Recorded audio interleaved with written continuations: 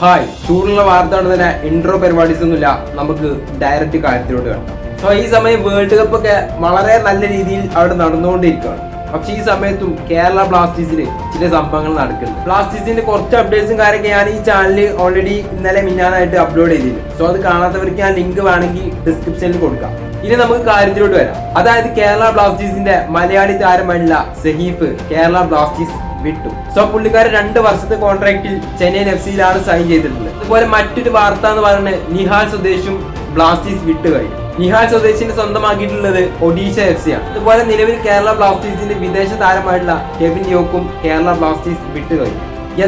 എന്താണ് ഈ ബ്ലാസ്റ്റേഴ്സിന്റെ ക്യാമ്പിൽ നടക്കുന്നുള്ളത് ഞാൻ വ്യക്തമായിട്ട് പറഞ്ഞുതരാം.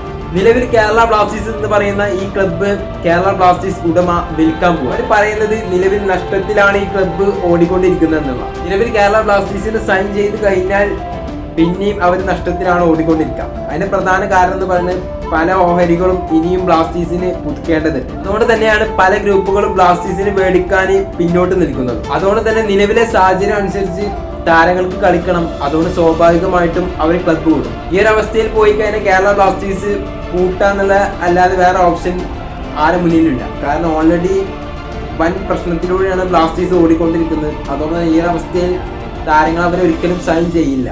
മറ്റു ഗ്രൂപ്പുകൾ ഏറ്റെടുത്ത് ബ്ലാസ്റ്റേഴ്സിനെ സ്വന്തമാക്കിയാലായിരിക്കാം ഒരു പക്ഷേ ഇനി നമുക്ക് മികച്ച സൈനികളെല്ലാം കാണാൻ പറ്റുള്ളൂ. അതാണ് ഇപ്പോൾ നിലവിൽ ബ്ലാസ്റ്റേഴ്സിൽ സംഭവിക്കുന്നത്. ഉള്ള താരങ്ങളെല്ലാം ക്ലബ്ബ് വിടുന്നതും ബ്ലാസ്റ്റേഴ്സ് ആരും സൈൻ ചെയ്യാത്തതിന്റെയും പ്രധാന കാരണം ഇതാണ്. ഇനി ആര് ബ്ലാസ്റ്റേഴ്സിനെ സ്വന്തമാക്കുള്ള കാര്യമൊക്കെ നമുക്ക് കണ്ടറിയാം. കൂടുതൽ വിവരങ്ങൾ ഉടനെ തന്നെ ഉണ്ടാവുമെന്ന് തന്നെയാണ് നമ്മൾ പ്രതീക്ഷിക്കുന്നത്. സോ അപ്പോൾ എന്തായാലും നിങ്ങളുടെ അഭിപ്രായം ഒപ്പീനിയൊക്കെ താഴെ ഷുവറായിട്ടും കമന്റ് ചെയ്യുക. വീഡിയോ ഇഷ്ടപ്പെട്ട ലൈക്ക് ചെയ്യുക, സബ്സ്ക്രൈബ് ചെയ്യുക. അപ്പോൾ നെക്സ്റ്റ് വീഡിയോ ആയിട്ട് കാണുന്നവരേക്കും എല്ലാവർക്കും